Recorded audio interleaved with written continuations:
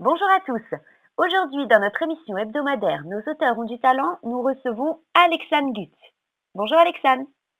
Bonjour. Alors Alexane, est-ce que vous pouvez nous parler un petit peu de vous? Qui se cache derrière l'auteur? Qui êtes-vous en tant que femme?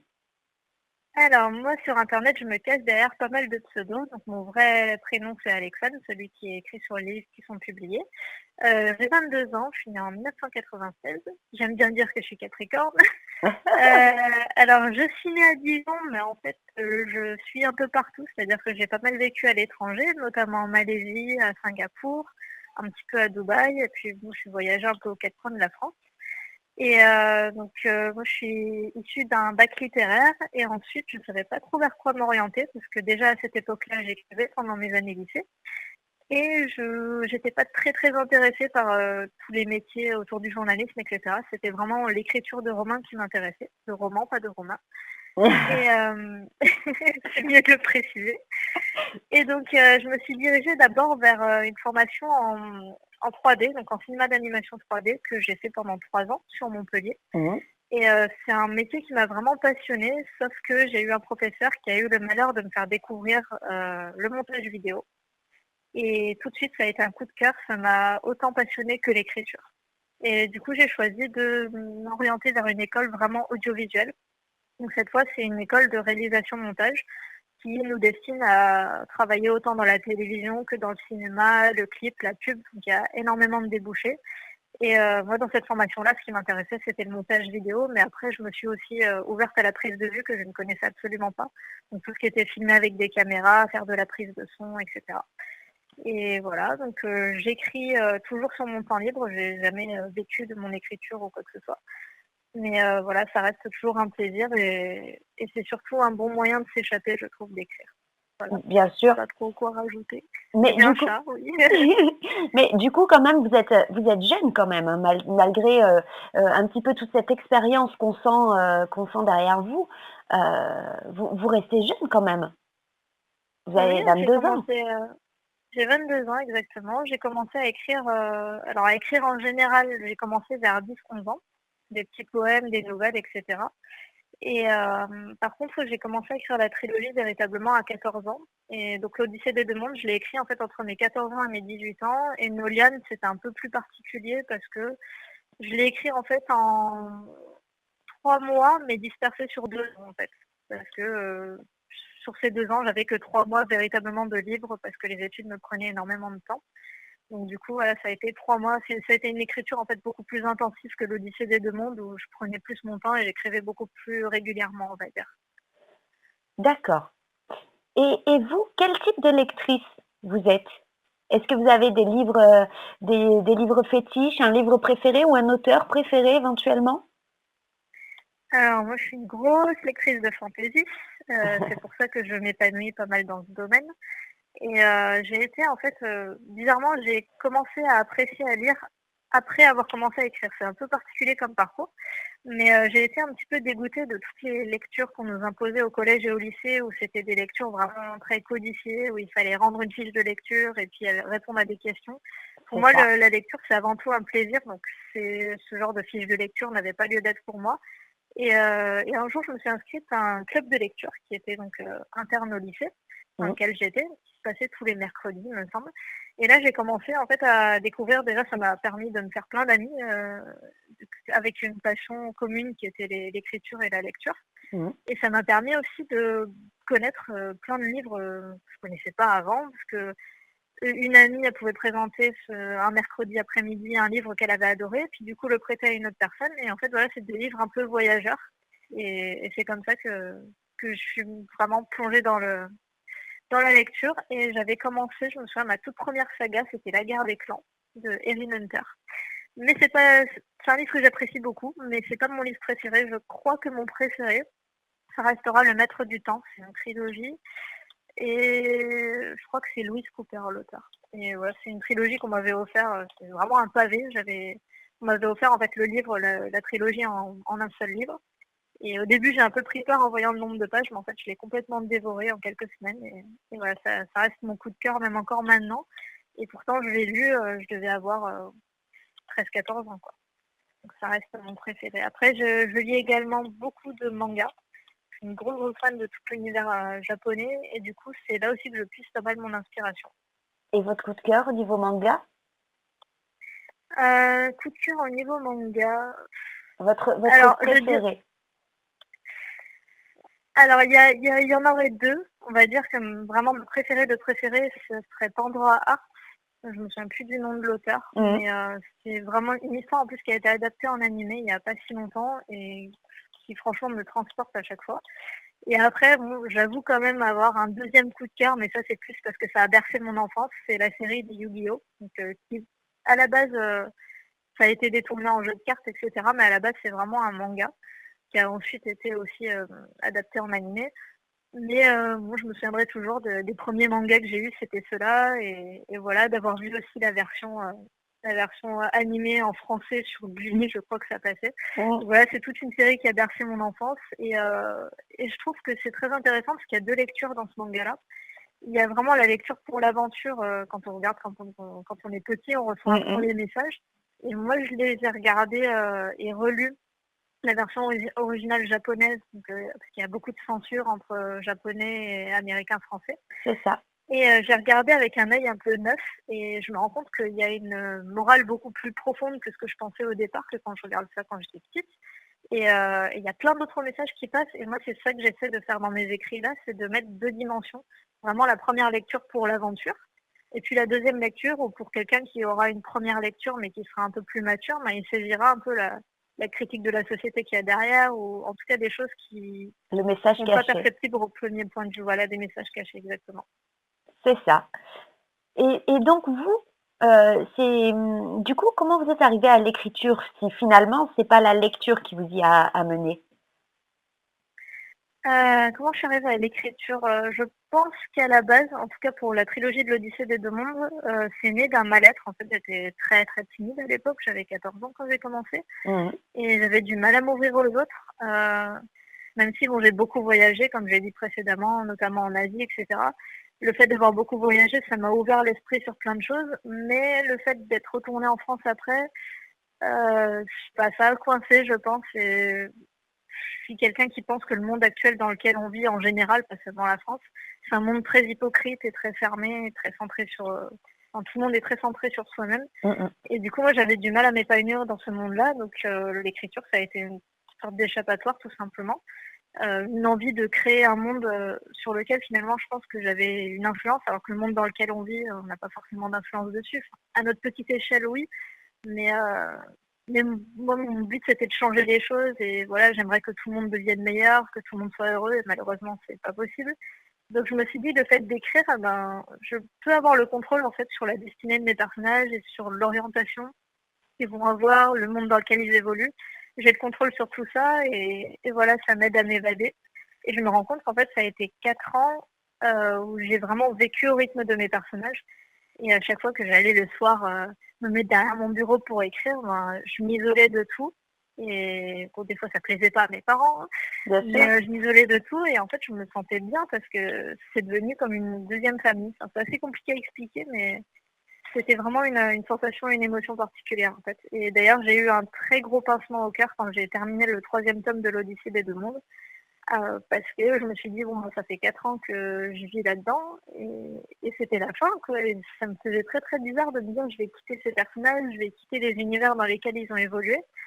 Et c'est pour ça que Nolian, je l'ai écrit pour dans ce sens-là, c'est-à-dire que Pour faire le pour moi, il n'y deuil. avait pas de, peut-être pas pour faire le deuil, mais je sentais en fait qu'il y avait d'autres choses à creuser et ça me paraissait pas pertinent du tout de faire un quatrième tome parce qu'un quatrième tome, ça impliquait les mêmes personnages, donc une suite directe.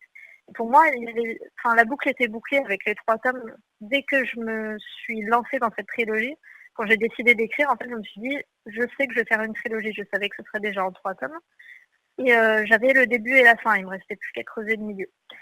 Et je me suis dit, il n'y a pas d'intérêt à faire un quatrième tome. En revanche, il y a des événements qui sont très vite survolés dans l'Odyssée des 2 mondes ou des personnages qui ne sont pas forcément creusés, qui ont vécu dans le passé. Et je me suis dit, Nolian, ça peut être la super opportunité de faire un peu comme le Hobbit pour le Seigneur des Anneaux.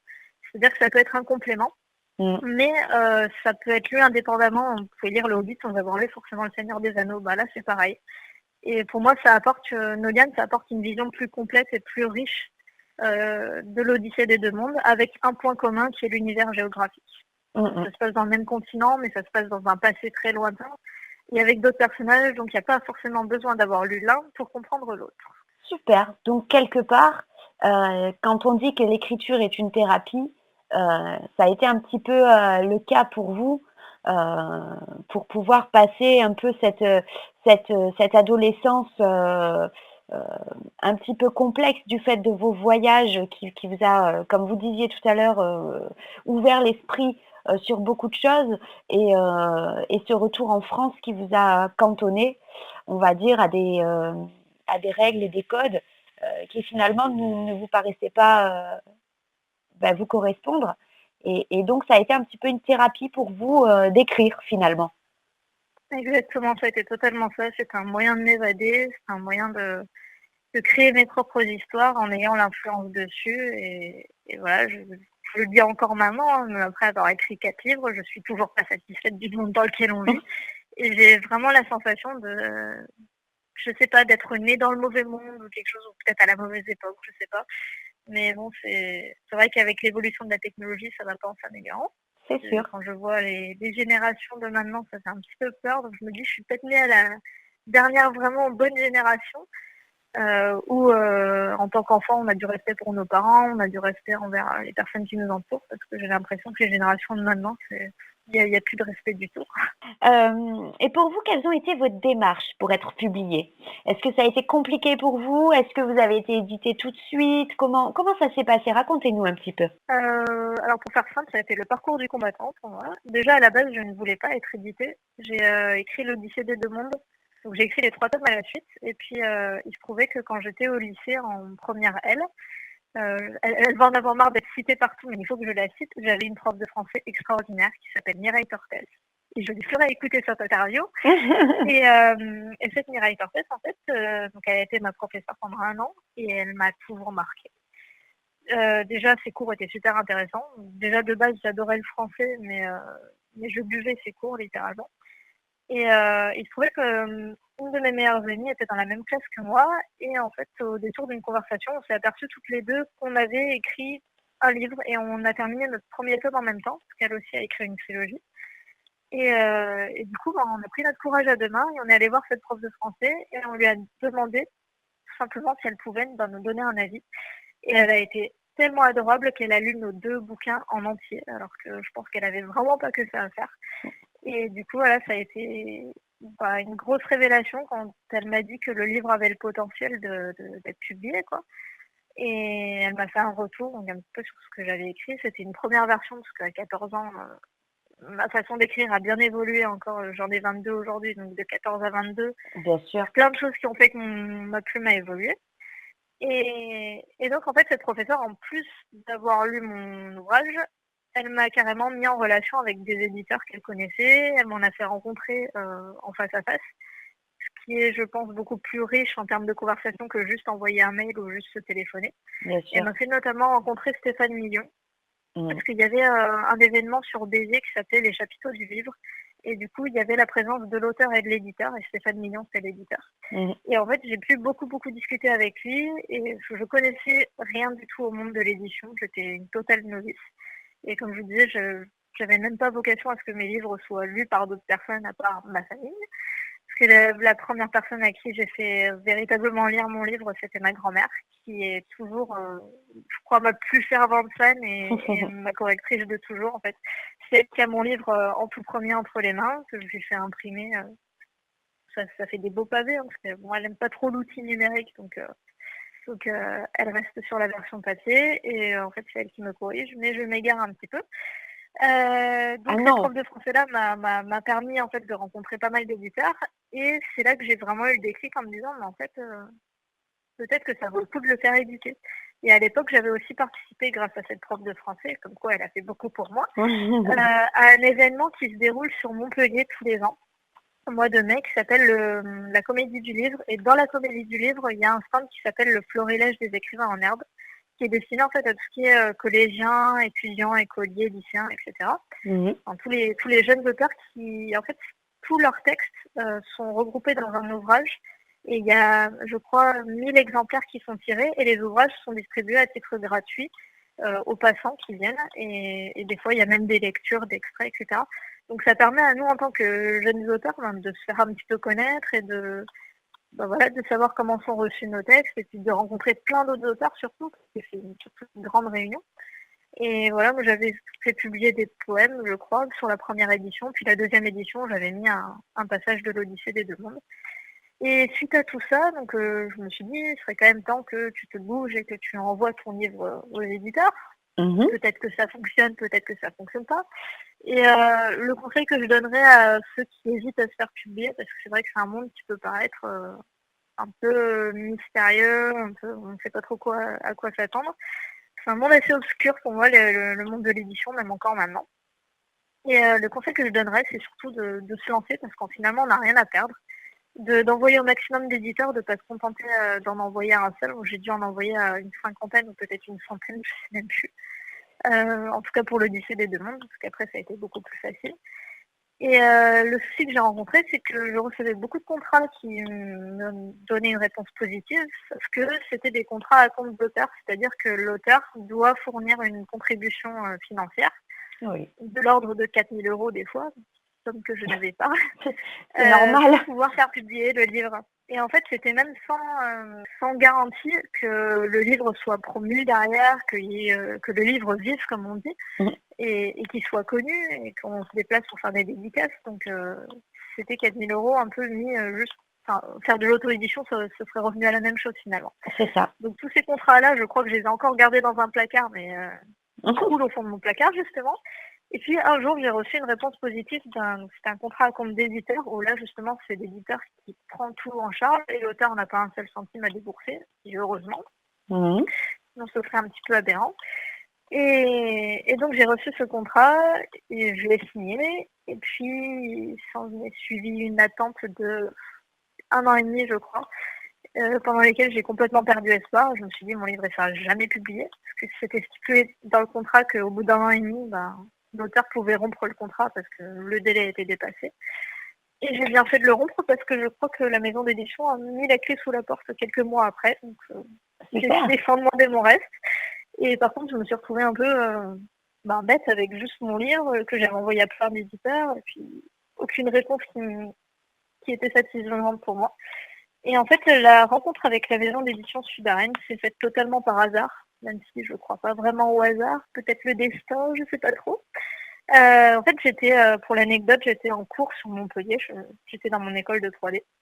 Puis je reçois un appel de David Martin, qui était le directeur qui est toujours directeur des éditions Sudarène. C'est ça.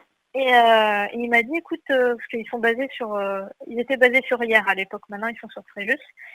Et il me dit, écoute, je suis de passage à Montpellier, j'ai Marie Deschigo, donc qui est ma meilleure amie, qui est déjà publiée aux éditions Sudarène, qui avait parlé de moi. Il dit, ouais, elle m'a parlé de toi, je sais que tu as une trilogie que tu cherches à faire publier, est-ce que tu veux qu'on se rencontre? Je suis allée voir ma professeure, je lui ai dit, écoute, c'est vraiment, vraiment, vraiment très urgent, il faut que j'y aille, je ne dois pas rater ce rendez-vous. Et j'ai fait 45 minutes en tram pour aller rejoindre David. Et en fait, autour d'un café, on a parlé un petit peu de mon parcours, de ce que j'avais écrit, de comment je concevais l'édition, l'écriture, etc. Et le contact est tout de suite vraiment très bien passé. Et j'ai pas du tout regretté de signer parce que déjà j'ai reçu le contrat quelque chose comme une semaine après cet entretien qu'on a eu. Et 2 ou 3 mois après, le livre était publié, quoi. Donc ça a été vraiment très très rapide. Donc, par rapport à ma première expérience un peu catastrophique d'édition, il n'y avait pas photo. Et puis donc j'ai signé en fait avec eux pour les 4 livres que j'ai écrits et qui sont publiés actuellement chez eux. Et j'ai vraiment aucun regret. Et ce que j'apprécie aussi beaucoup avec cette maison d'édition, au-delà du fait qu'ils soient à l'écoute des auteurs et qu'ils les publient dans un délai vraiment rapide, c'est que le livre il vit après. C'est pas juste voilà, on t'imprime le livre, on t'envoie les cartons et puis ciao ciao quoi.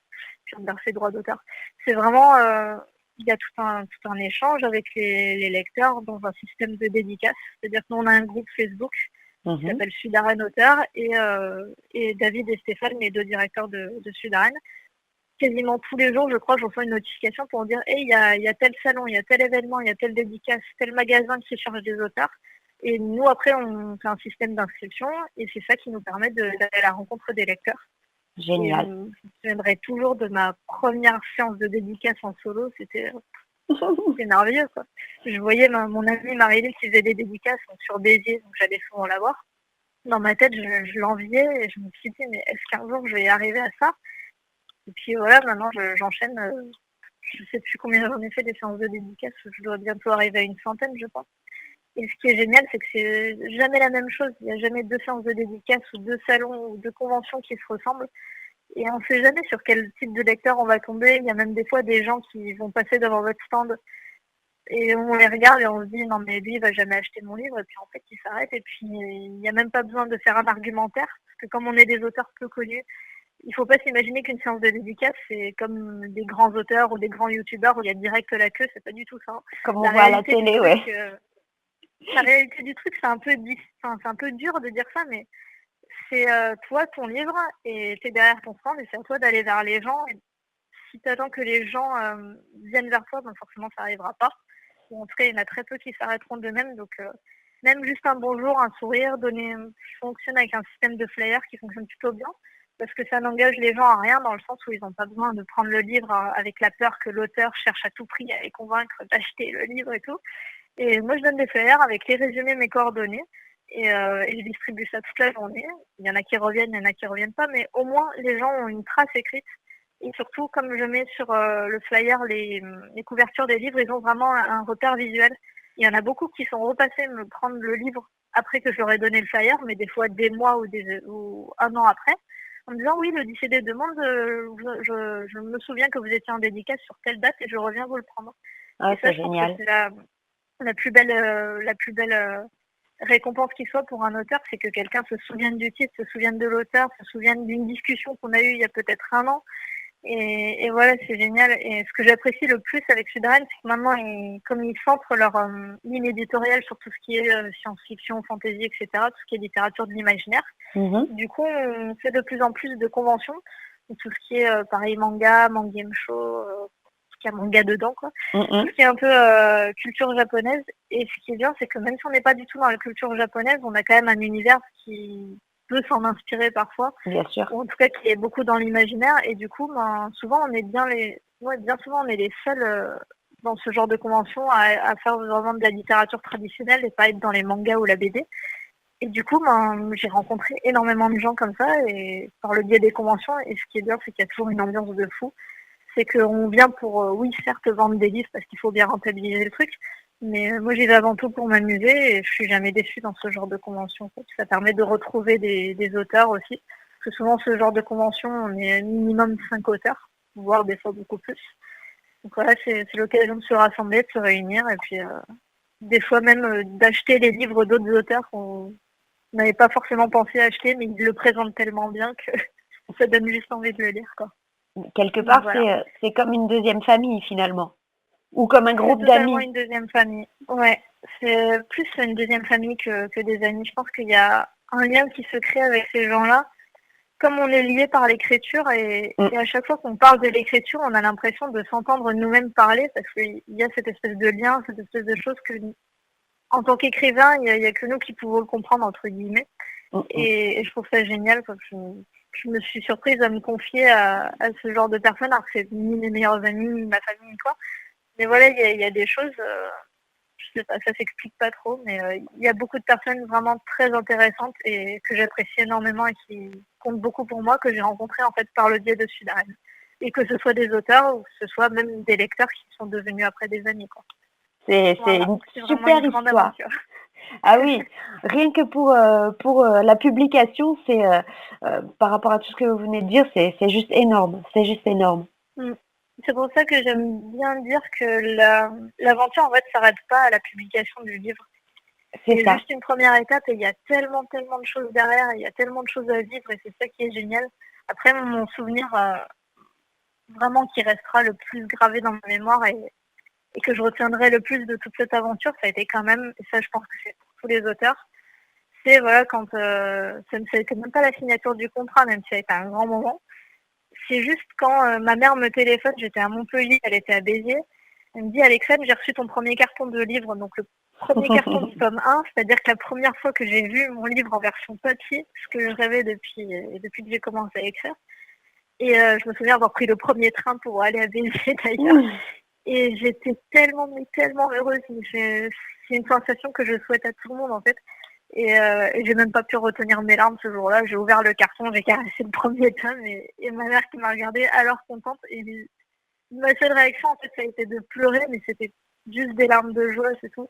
C'était la concrétisation de tous les efforts que j'avais fournis. C'était voilà, c'est pouvoir faire découvrir en fait cet univers que je voulais garder pour moi au début, parce que c'était comme vous disiez une thérapie. Et puis finalement, je me dis que cette écriture-là, l'aboutissement de ça, c'est des livres papier qui pourront peut-être donner le sourire aux gens, qui pourront être une thérapie pour ces gens-là, comme moi ça l'a été quand je les ai écrits.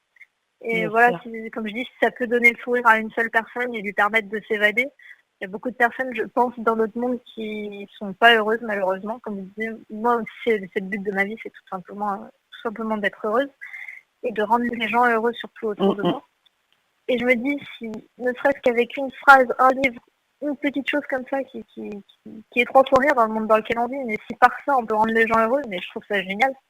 c'est ça. Et moi, c'est la sensation que me procure la lecture, c'est que c'est un sentiment d'évasion, mais ça me rend heureuse en fait de lire.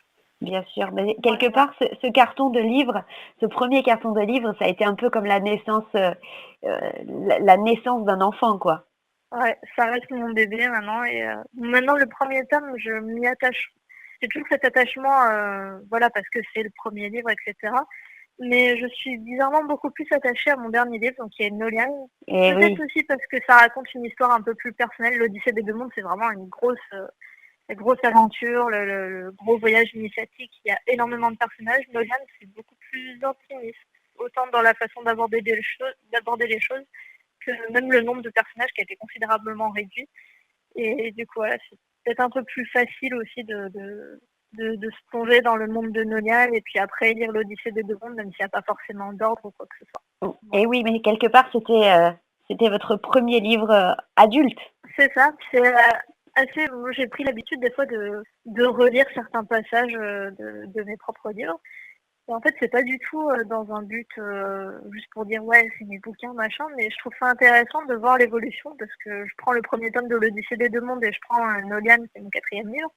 C'est pas du tout la même façon d'écrire. On retrouve bien sûr toujours de moi, il y a toujours de l'auteur dans les livres, Bien sûr. mais c'est pas du tout la même conception du monde, parce que ma vision du monde a changé, parce que j'ai fait des voyages entre-temps, parce que j'ai découvert un livre ou un film qui m'a plu et j'ai voulu mettre un peu d'influence dedans. Mm, mm. Comme je disais, l'influence, elle vient aussi des rêves et elle vient beaucoup de mon vécu et de la musique que j'écoute surtout. Mm, Je mm. n'écris jamais, jamais, jamais sans musique. C'est-à-dire que je peux pas supporter d'écrire. C'est très contradictoire. Hein. Je peux pas supporter d'écrire quand il y a une conversation à côté de moi.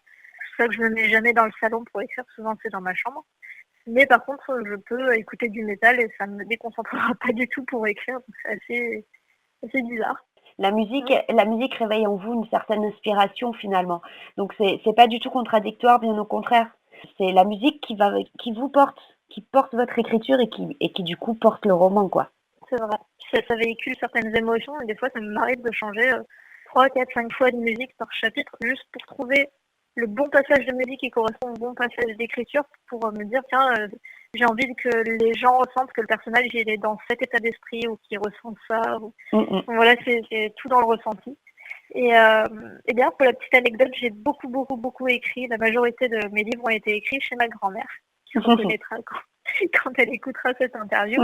Elle a un petit coin de paradis qu'on appelle le Bonnu, personne connaît, c'est en Bresse. Et c'est dans un coin totalement paumé en campagne, où j'ai l'habitude d'aller tous les étés. En fait, c'est une tradition dans la famille, on y va tous les étés. C'est vraiment un endroit où on se ressource. Et c'est un endroit qui est coupé de tout, c'est un petit village, il n'y a vraiment pas beaucoup d'habitants. Et comme il n'y a pas internet là-bas, on n'a aucune tentation. Et moi, ça me permet de vraiment me focaliser juste sur le travail d'écriture. Donc, quand je disais que Nolian, je l'avais écrit en 3 mois, ben, principalement, les 3 mois, ils se sont déroulés là-bas et je faisais ça toute la journée, du matin jusqu'à très tard le soir. Quoi. C'est vraiment là-bas que je me sentais le plus à l'aise pour écrire et que l'inspiration se manifestait le plus.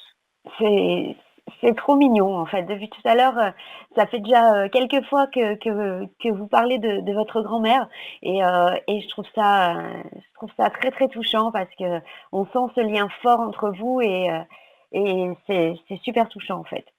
Si, bon, après, il y a ma grand-mère, il y a ma maman aussi. Ma Oui, maman, bien sûr.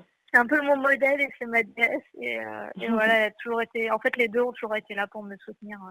Mes amis aussi, mais vraiment, ma grand-mère et ma mère, ça a été vraiment les deux piliers. Et je pense que sans leur soutien et sans elles, je serais probablement pas du tout arrivée à la fin de cette aventure, même si pour moi, c'est pas vraiment une fin, c'est juste le commencement. Mais déjà d'avoir fini la première, enfin, la trilogie de l'Odyssée des deux mondes, ça a été un grand accomplissement pour moi. Et plusieurs fois, je me suis demandé, mais enfin, est-ce que je vais y arriver? Est-ce que je vais m'en sortir? Et c'est pas tout le temps évident d'écrire, de trouver l'inspiration. Plusieurs fois, je me suis demandé, mais est-ce que c'est bien ce que j'écris? Mais en fait, je me suis dit avec le recul, je m'en fous. J'écris pour moi et il n'y a pas besoin d'écrire pour les autres pour que ça plaise parce que ça va se sentir si on fait quelque chose C'est ça, qui vient pas de notre cœur, ben voilà quoi. c'est C'est clair. juste du business et c'est du commerce. C'est pas le but. Enfin, en tout cas pas pour moi. Du coup, on va un peu plus se focaliser maintenant sur vos romans. Donc, Mhm. c'est une trilogie, l'Odyssée des 2 mondes et vous venez récemment là de publier donc, Noliane, la complainte de l'exilé, qui est un complément, mais qui peut aussi, hein, comme vous le disiez tout à l'heure, être lu indépendamment de l'Odyssée des 2 mondes. Est-ce que vous pouvez nous en dire un peu plus? De quoi ça parle, l'Odyssée des 2 mondes? Et du coup, de quoi parle Noliane aussi? Alors, l'Odyssée des deux mondes, c'est un titre un peu mystérieux. Il peut y avoir deux interprétations. C'est-à-dire que les deux mondes, ça peut être interprété comme des deux mondes horizontaux, donc vraiment sur le plan géographique. Dans Mmh. l'histoire, c'est un continent que j'ai inventé, qui est divisé en deux mondes. Un monde qui va être très terre à terre, dans le sens où il n'y a pas beaucoup de magie, les gens vivent assez simplement, par l'artisanat, par la culture, etc. Par contre, le peuple qui vit là-bas est très très très croyant envers les dieux. Mmh. Et pour ce peuple-là, un humain qui possède des dons ou un pouvoir magique, c'est un peu contre nature parce que c'est quelque chose qui pour eux appartient aux dieux et qui ne devrait pas du tout être entre les mains d'humains. Mmh. Donc, euh, donc voilà, c'est pour cette raison que ce monde-là ne côtoie pas l'autre monde, qui est considéré comme un monde très magique et qui dit magie dit aussi périlleux. Donc il y a des créatures magiques, des dragons, des fées, des elfes, des créatures hybrides, etc. Et là-bas, la magie, c'est quelque chose d'aussi naturel que respirer ou manger dans le monde commun, on va dire. Et en contrepartie de toute cette magie, ben, ce monde il est périlleux dans le sens où la magie, elle peut être utilisée pour faire le bien, mais il y a des gens qui l'utilisent pour faire le mal, dépendant comment dire, des motivations de chacun. Et l'héroïne, qui s'appelle Hera, elle a une vingtaine d'années au début de l'histoire. Et cette héroïne-là, elle aspire pas du tout à une vie héroïque. Elle le dit très clairement au début de l'histoire. Et tout se passe à peu près de son point de vue, hein, même s'il y a d'autres personnages qui gravitent autour d'elle. Ce personnage-là est particulier dans le sens où elle possède un grand pouvoir qu'elle ne comprend pas et qu'elle ne maîtrise pas. Et c'est comme une seconde conscience qui serait ancrée en elle. Et cette conscience, en fait, elle cherche un petit peu à la protéger, mais de manière très maladroite, dans le sens où elle va chercher à la protéger des fois de dangers qui sont vraiment insignifiants. Des fois, il n'y a pas de danger. Enfin, ce pouvoir réagit un petit peu particulièrement. Et elle découvre au fur et à mesure de l'histoire qu'elle est liée à une menace qui est censée s'éveiller. On ne sait pas trop quand, on ne sait pas trop quelle est cette menace. Ça reste assez mystérieux au début de l'histoire. Ça va se préciser par la suite. Et au début, elle rejette totalement sa destinée. On lui dit, oui, t'es promise à une grande destinée, tu es la fille des étoiles, il faut que tu sauves le monde. Sauf qu'elle se rebelle totalement en disant, oui, je dois sauver le monde, mais il n'y a même pas encore de menace, on ne sait pas quand est-ce qu'elle va s'éveiller.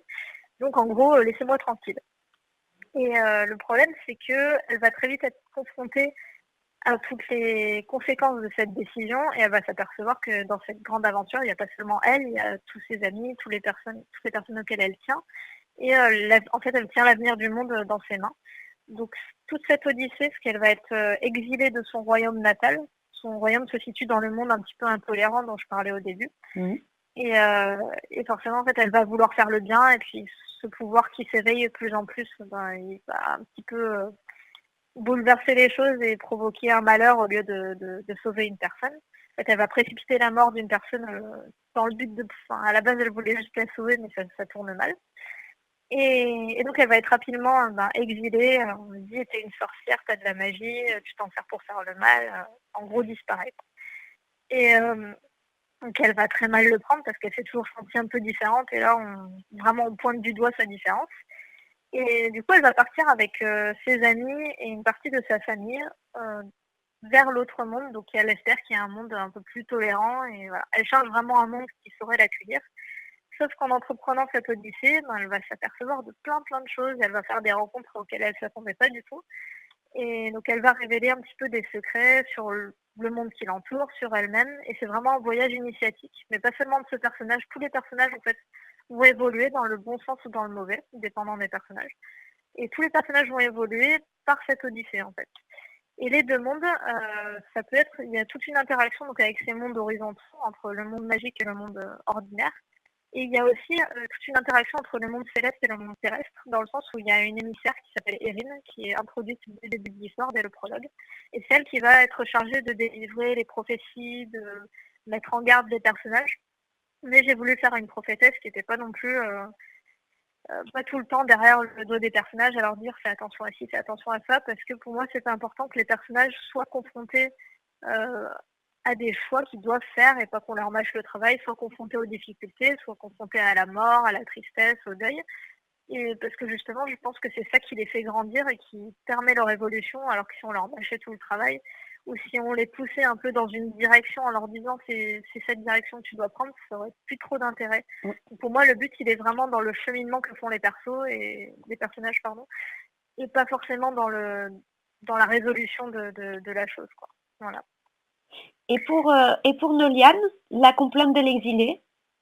Alors, Noliane, j'ai mis une petite citation qui résume bien tout le, le- tout le discours de ce livre, parce que pour moi, quand on écrit, on livre un discours aux gens. Oui, on écrit pour faire s'évader les gens, mais il y a toujours un petit message derrière. Mmh. Et la citation que j'ai mise de la complainte de l'exilé, c'est une citation qu'on avait trouvée avec ma mère et que je trouve très vraie, qui dit que l'être humain ne grandit que dans la douleur.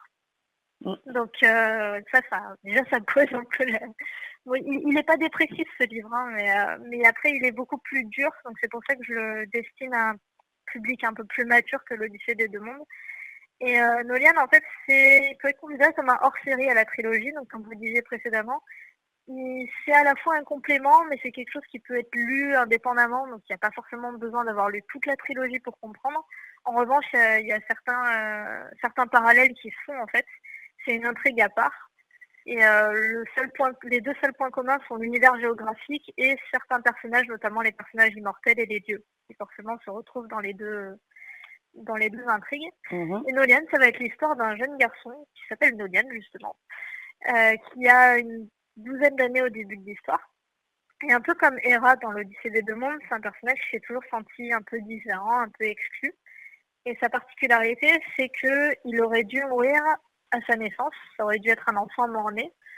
Sauf que c'est le seul enfant de tout le village qui a survécu, parce qu'il y a une prophétie qui disait que tous les enfants à cette période-là allaient mourir, et tous les enfants sont morts sauf lui. Donc ça a tout de suite attiré un peu le courroux de tout le village, et il a été traité de démon, d'enfant du démon. Ouais. Il était vraiment mis à part, et toute sa famille en a subi aussi les conséquences, alors que pourtant c'était vraiment la faute de personne. Et donc ce personnage-là, il va un petit peu se renfrogner sur lui-même, s'isoler en raison de sa différence. Il va même chercher à mourir, sauf qu'il découvre en essayant de se suicider, pardon, qu'il est immortel, et il maudit un petit peu cette existence et ce monde qui ne l'accepte pas du tout. Mmh. Jusqu'au jour où il va rencontrer, en fait, il va provoquer un gigantesque incendie dans tout son village. C'est sa haine et sa rage qui vont faire que ça va incendier tout. Et à la suite de cet incendie, il erre un petit peu dans le continent, il ne sait pas trop où il va, et il fait la rencontre d'un esprit qui s'appelle Talem. Et cet esprit-là, il a deux particularités. La première, c'est que comme c'est un esprit, il ne peut pas interagir dans le monde dans lequel il vit. Donc c'est quelqu'un sous la forme d'esprit, on ne peut pas le toucher, on peut juste communiquer avec lui, mais voilà, pas plus. Et cet esprit-là, donc il est amnésique, et il vient d'une époque bien antérieure à celle de Noliane, puisqu'il y a 2 millénaires qui les séparent. Donc en fait, cet esprit-là, il arrive dans un monde dont il ne connaît rien, et en plus, il a perdu l'intégralité de sa mémoire. Donc Nolian et Thalène vont conclure un pacte. Et ce pacte-là va les lier dans le sens où Thalène va prendre possession du corps de Nolian pour pouvoir interagir avec le monde dans lequel il vit. Et ils vont partir à la recherche des souvenirs perdus de Thalène. Donc ils se découvrent le pouvoir au fur et à mesure de voyager dans le passé à travers certains objets particuliers qu'on appelle des artefacts. Et ces artefacts-là sont dispersés un peu partout dans le continent, que ce soit dans l'ancien monde comme dans le nouveau monde. Parce qu'il y a l'ancien monde, il s'est désigné comme le monde étant ordinaire. Et le nouveau monde, c'est ce qu'on appelle le monde magique. Donc ils ont plusieurs appellations. Et ces objets-là sont dispersés dans tout le continent et leur but, donc, ça va être de les retrouver pour libérer la mémoire de Thalène. Donc ça se lit un peu finalement comme une enquête policière dans le sens où les indices vont être un petit peu dispersés partout dans le livre. Il y a 2 lignes temporelles. Il y a tout ce qui va se passer dans le présent. Et après, il y a tous les voyages dans le passé, mais c'est presque comme s'il y avait 2 livres en un finalement. Et les personnages se rendent compte que c'est pas juste une quête pour récupérer les souvenirs perdus de Thalène. En fait, il y a une tragédie qui a été un petit peu étouffée, qui s'est passée de l'époque où vivait Thalène, donc 2 millénaires avant. Et cette tragédie-là, personne n'en a aucun souvenir. Et du coup, les 2 garçons ont essayé de comprendre ce qui s'est passé à travers leur voyage dans le passé. Par rapport aux 2 livres, en fait, il y a un point commun majeur que j'ai oublié de citer, c'est que les 2 intrigues, elles s'axent sur une civilisation qui s'appelle la civilisation d'Aelna. Et donc on en parle dans Nolian et dans l'Odyssée des 2 mondes, et c'est vraiment le pivot central de l'histoire, parce que c'est de cette civilisation-là que tout va résulter, dans le sens où ce peuple-là, qui a vécu bien avant Nolian et bien avant l'Odyssée des 2 mondes, en fait ils ont donné naissance à une arme qui était censée éradiquer un peu les voisins ennemis et tout, parce qu'il y avait le peuple d'Aedna, c'est un peuple qui était très avancé, autant technologiquement que dans la magie. Et en fait, ils ont combiné les 2 pour créer cette créature. Et le problème, c'est que cette créature-là, elle devait juste servir d'arme à la base. Sauf que c'est une arme qui est humaine, qui a un cœur, qui a des pensées et des sentiments. Et en fait, de tout ça va résulter tout ce qui va se passer autant dans l'Odyssée des 2 mondes que dans Nolian. Donc en fait, on va partir un peu à la découverte du passé d'Aelna pour comprendre tous les événements qui en découlent finalement. Donc c'est vraiment le pivot central de l'histoire. D'accord. Et quelque part, on peut dire que Hera, c'est vous à l'adolescence et Nolian, pourquoi pas vous à l'âge adulte? Alors, Hera n'est pas du tout liée à moi. Je crois que même si c'est le personnage principal, étrangement, c'est peut-être le personnage qui m'insupporte le plus. En fait, bizarrement, je suis beaucoup plus attachée au personnage que je vais insister sur le fait que je les présente comme méchants, parce que pour moi, il n'y a pas de personnage méchant ou de personnage gentil. Il y a toujours une interaction entre bien et mal, et en fait, toute la moralité de ce que j'écris, c'est qu'il n'y a pas le bien d'un côté, le mal de l'autre, c'est toute une question d'équilibre. Et à chaque fois, la quête des personnages, même si elle diffère d'un livre à l'autre, le fond de la chose, ça va toujours être d'essayer de trouver, de conserver cet équilibre entre bien et mal, lumière et ténèbres, etc. Et de ne pas présenter un univers vraiment manichéen. Même si je l'ai présenté un peu comme ça, je ne sais pas si c'est volontaire ou pas, j'arrive pas à le définir encore maintenant. Mais par exemple, dans le premier tome de l'Odyssée des 2 mondes que j'ai écrit à 14 ans, c'est vrai que les personnages sont plus typés méchants ou plus typés gentils. Et au fur et à mesure que j'ai écrit, je me suis rendu compte que je complexifiais la chose pour arriver à finalement que peut-être les gens détestent par exemple le personnage principal et se prennent d'affection pour les personnages qui sont présentés comme anti-héros ou méchants, etc. Et moi, c'est un peu ce qui s'est passé dans le processus d'écriture, c'est-à-dire que je me suis pris d'affection pour des personnages qui étaient présentés comme méchants parce que je me suis rendu compte qu'ils étaient méchants tout simplement parce que ça résultait de blessures du passé ou c'est souvent des personnages incompris ou un peu torturés. Et c'est ça que j'aime beaucoup dans l'écriture. Et voilà, je suis pas forcément attachée au héros, même si je suis quand même pas mal attachée à Nolian, c'est vrai. Je dirais pas que c'est une projection de moi, mais de toute façon, je crois que l'auteur met toujours un peu de lui dans ses personnages, que ce soit du personnage principal héros au personnage secondaire ou tertiaire qu'on aperçoit 1 ou 2 fois dans l'histoire. Et voilà, pour moi, il y a toujours cette façon d'injecter de soi, même inconsciemment, dans ces personnages. Mais dans l'Odyssée des 2 mondes, par exemple, je m'identifierais plus au personnage de Sacha, qui est un personnage donc très proche de l'héroïne. Et d'ailleurs, mon pseudo sur Internet, c'est Sacha Zephyria, donc, parce que le personnage s'appelle Sacha, et il est originaire du royaume qui s'appelle le royaume de Zephyria, donc c'est Sacha Zephyria partout sur Internet. Donc voilà, Voilà, si je devais m'identifier à un personnage, ce serait lui. tout s'explique. Exactement. Et au niveau des illustrations de votre trilogie et de Nolian, tout est passé par Sudaren aussi ou vous avez qui a illustré vos livres?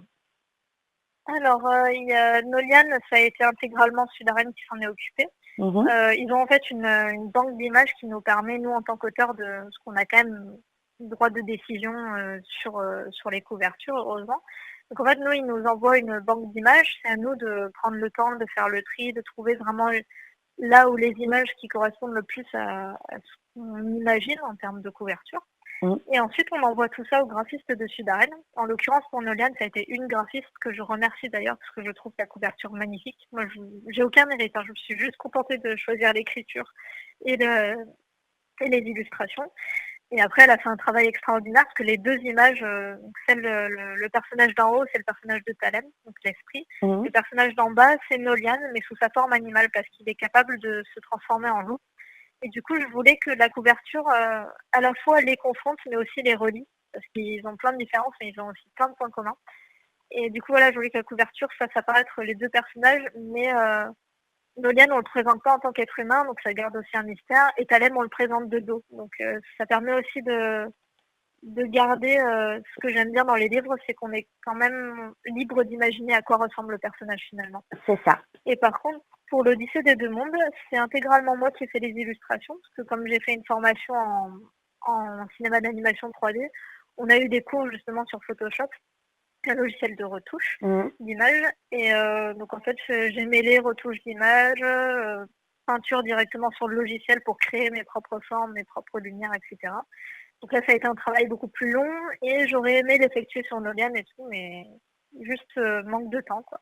Mais Mais c'est ça. après, je regrette pas du tout parce que je trouve que la couverture de Nolian est juste magnifique. Et voilà, c'est probablement la couverture dont je suis la plus fière.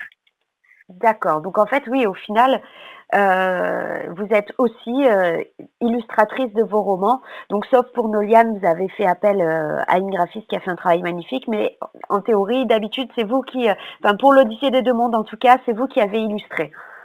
Oui, exactement. Après, en fait, c'est tout, même si je crée le visuel des illustrations, il y a toujours une interaction entre celui qui fait les illustrations et après Sudarem derrière, parce que moi, quand j'ai fait mes illustrations, j'avais aucune idée de comment ça se passait. En fait, il y a toute une charte à respecter au niveau des marges pour l'impression, Oui, oui. histoire que le titre, par exemple, il ne soit pas mangé après à l'impression par la découpe, etc. Mm, Donc, il y mm. a toute une histoire de marge à respecter, de mise en page, de résolution d'image. Il ne faut pas que l'image soit trop petite parce que sinon, quand ça va partir en impression, ça va être tout flou ou pixelisé. Donc voilà, il y a toutes ces connaissances-là que je n'avais pas et du coup, il y a eu cette interaction avec Sudaren qui a permis de... Moi, je leur envoyais l'illustration comme je l'avais imaginé et eux, ils se sont occupés de toute la mise en page finalement. D'accord. Oui, donc une belle complicité, on va dire. Exactement, oui. Et d'ailleurs, souvent, c'est pas ça que j'aime bien avec Sudaren, c'est qu'ils sont vraiment à l'écoute et ça m'est arrivé, je suis quelqu'un de très exigeant.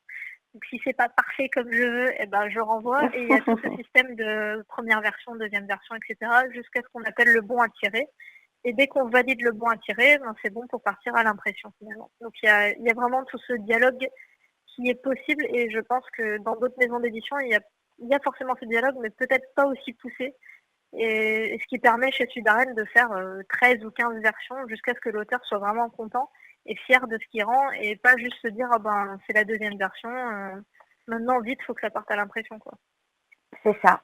C'est franchement, c'est beau quand même hein, ce que vous dites parce que vous avez vraiment, enfin il y a ce lien vraiment qui est ce respect en fait de l'auteur qui est vraiment énorme, je trouve.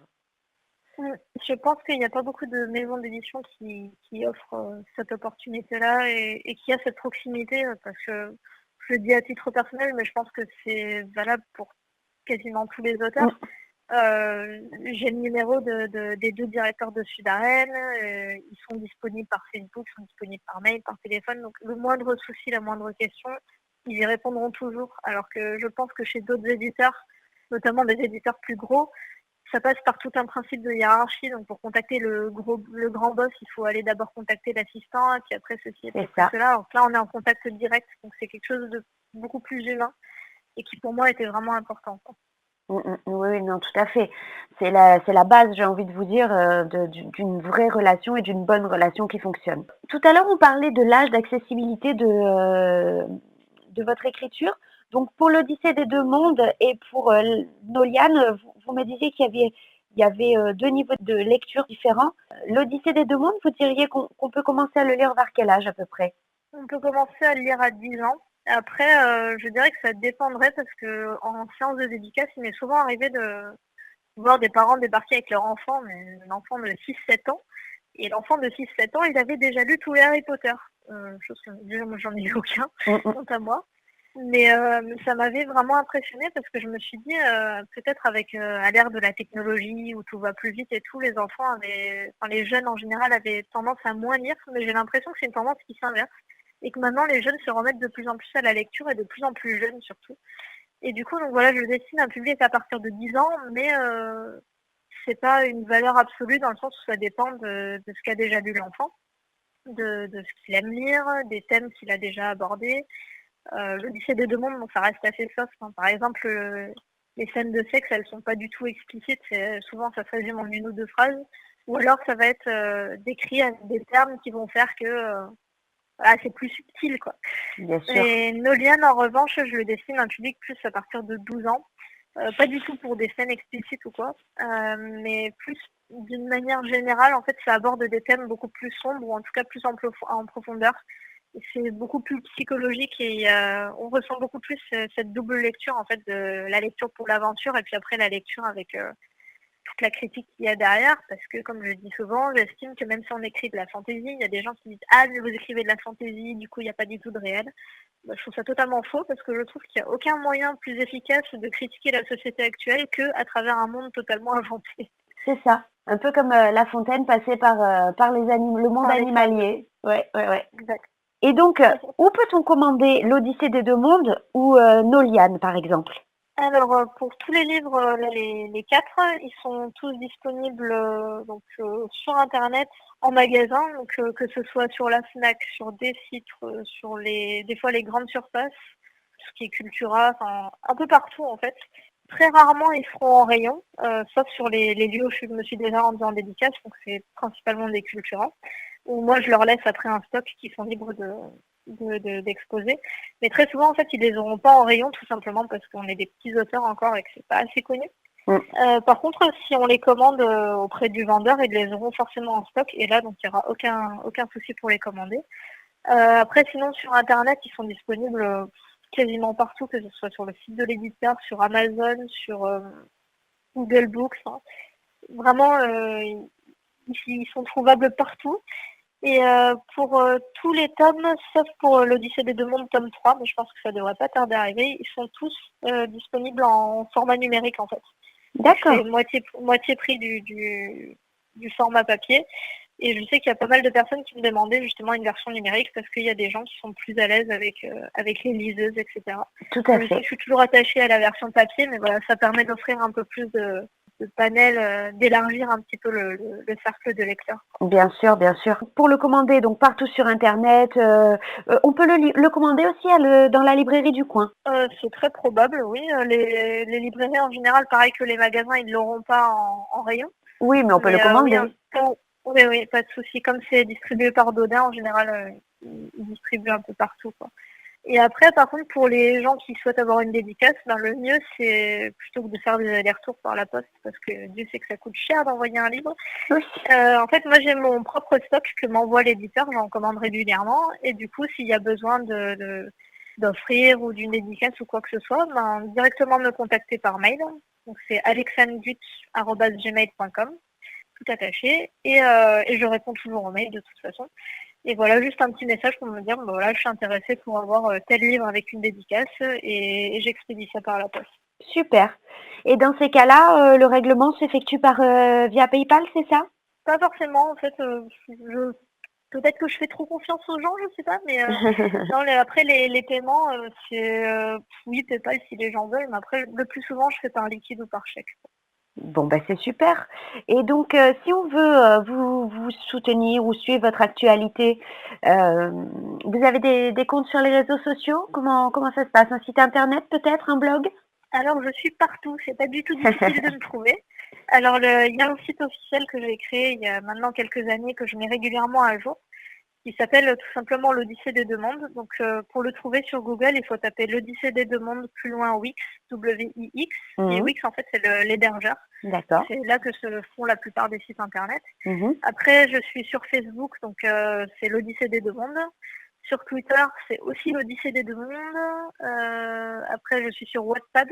Alors là c'est un autre pseudo, c'est sur le pseudo de Kieru Chan. Donc c'est K-Y-E-R-U, Mmh. plus loin C-H-A-N qui est un pseudo que j'utilise là tout récemment. Et en fait, sur Wattpad, l'avantage, c'est que je publie donc les histoires qui sont en cours, qui ne sont pas encore publiées. Mais en fait, pour l'Odyssée des Deux Mondes et pour Noliane, j'ai publié par exemple, les 5 ou 10 premiers chapitres. Et je trouve que c'est pratique dans le sens où si les gens ont un peu peur de s'engager, qu'ils savent pas trop si ça va leur plaire, ou souvent pour un cadeau, les gens savent pas trop si le style d'écriture va plaire. Bah, du coup, ça permet aux gens d'avoir l'accès un peu inédit au premier chapitre et sans avoir forcément à s'engager sur le livre entier pour savoir si ça plaira ou pas, quoi. Mmh mh. Oui, ouais, c'est bien ça, c'est un échantillon de votre livre. Exactement, ouais, des petits extraits. Et puis ça permet aux gens, par exemple, qui ont acheté le 1 et qui ont hâte de lire le 2, ben, d'avoir accès au premier chapitre du 2, etc., jusqu'à arriver à Noliane. J'ai une chaîne YouTube aussi qui s'appelle Sacha Zephyria, qui est facilement trouvable parce que depuis le site internet ou depuis la page Facebook, on peut y accéder. Et sur cette chaîne, je mets justement tous les petits montages que je fais. Et alors, des fois, ça m'arrive de faire des montages avec les souvenirs de dédicaces que je ramène, des petits mots des gens. Il y a énormément de personnes qui m'envoient des lettres, surtout des lettres papier, ça fait super plaisir, pour Bien me dire sûr. qu'elles ont apprécié mon livre ou qu'elles ont apprécié la rencontre. Et du coup, voilà, je fais des petites vidéos un peu souvenirs avec toutes les photos que j'ai pu récupérer des dédicaces. Il y a aussi une première bande-annonce de l'Odyssée des Deux Mondes que j'avais effectuée et qui date un petit peu maintenant. Donc voilà, c'est aussi l'occasion de me découvrir à travers un autre aspect que l'écriture pure, on va dire. Et est-ce que vous nous préparez autre chose, pour bientôt, un autre projet? Alors, je suis sans cesse à la recherche de nouveaux projets. Il y a plein de projets en fait d'écriture que j'ai commencé. Il y a un projet que j'ai commencé il y a quelques années qui s'appelle Memoria, qui est là, ce sera en un seul livre. C'est un univers un peu steampunk, futuriste, pas encore clairement défini, mais voilà, je sais que ce sera en un seul tome. Où là, c'est l'histoire d'une jeune fille hybride qui est mi-humaine, mi-sphère, qui en fait débarque, elle se réveille dans un monde qu'elle ne connaît pas du tout, elle a perdu tous ses souvenirs et elle va devoir partir à la recherche de ses souvenirs perdus. Après, il y a une autre histoire que j'ai écrite, que j'ai commencé à écrire tout récemment. Cette histoire-là, elle est un peu particulière parce qu'en fait, je sais exactement comment ça va se finir, dans le sens où en projet d'école, on a été amené à faire un court-métrage et en fait, ce scénario de court-métrage, j'ai été tellement frustrée de ne pas pouvoir le mettre en image parce que il y a pas mal d'effets spéciaux, il y a des mondes un petit peu parallèles et tout. Et c'est un peu difficile avec mes moyens d'aujourd'hui en tant que simple étudiante de Mmh mh. mettre en image tout ça. Mettre en image un monde totalement imaginé, pour moi c'était une première, en tout cas sur ce court-métrage, qui est un court-métrage de 15 minutes. Et ce court-métrage de 15 minutes, je trouvais que, scénaristiquement parlant, il avait le potentiel de faire un livre de 500 pages. Et donc c'est ce à quoi je me destine. J'ai commencé à en écrire les premières lignes il n'y a pas si longtemps. Donc c'est vraiment une histoire là totalement en science-fiction, avec en fait à cheval entre science-fiction et horreur, et avec toute une histoire d'enquête qui se déroulerait dans un monde parallèle, mais où il y aurait besoin d'avoir des interactions aussi avec le monde réel pour pouvoir résoudre l'affaire dans le monde parallèle. Voilà. Donc ça c'était une histoire, j'étais terriblement frustrée de ne pas pouvoir la mettre en image et je me dis que l'écriture ça offre quand même cette possibilité qui est totalement folle. Et je trouve que c'est un grand avantage sur le cinéma par exemple, Et c'est c'est que ça. l'écriture elle nous laisse imaginer ce qu'on veut et du coup on n'a pas de barrière du tout, on n'a pas du tout de barrière Financière. technique ou artistique ou quoi que ce soit, ou Mmh mh. financière exactement. Et voilà, pour moi c'est ça la magie de l'écriture, c'est qu'on peut montrer ce qu'on veut, tout C'est simplement. ça, c'est ça. Voilà. Et après, j'ai un dernier petit projet, c'est pas vraiment l'écriture, mais comme je suis dans l'audiovisuel, je me destine en fait à plus tard, dans quelques années, quand j'aurai l'expérience et l'argent, adapter, tout simplement mes livres au cinéma et pour l'instant, je projette d'aller en Nouvelle-Zélande à la fin de l'année et j'aimerais bien une des premières choses, je pense, que j'y ferais, c'est que je tournerai la bande-annonce de l'Odyssée des 2 mondes. Donc vraiment, une bande-annonce un peu à la Seigneur des Anneaux avec des beaux paysages et tout, parce que j'ai été pas mal bercée par le Seigneur des Anneaux, toute mon adolescence et ça a été une grande source d'influence donc je me dis profiter des panoramas qu'offre la Nouvelle-Zélande, ce serait génial Ah, pour bien faire sûr, cette bande-annonce. bien sûr. Et ça, vous le transmettrez sur les réseaux sociaux pour qu'on puisse voir un petit peu ce que ça donne? Mais bien sûr, je le relayerai partout. Génial. Alexandre, nous vous souhaitons beaucoup de succès et nous conseillons vivement à nos auditeurs de vite se procurer l'Odyssée des 2 mondes et Noliane, tant qu'à faire. Et ben, nous vous souhaitons une très belle soirée et on vous dit à très vite. Au revoir Merci beaucoup en tout Alexandre. cas pour l'interview. Au revoir. Merci à vous.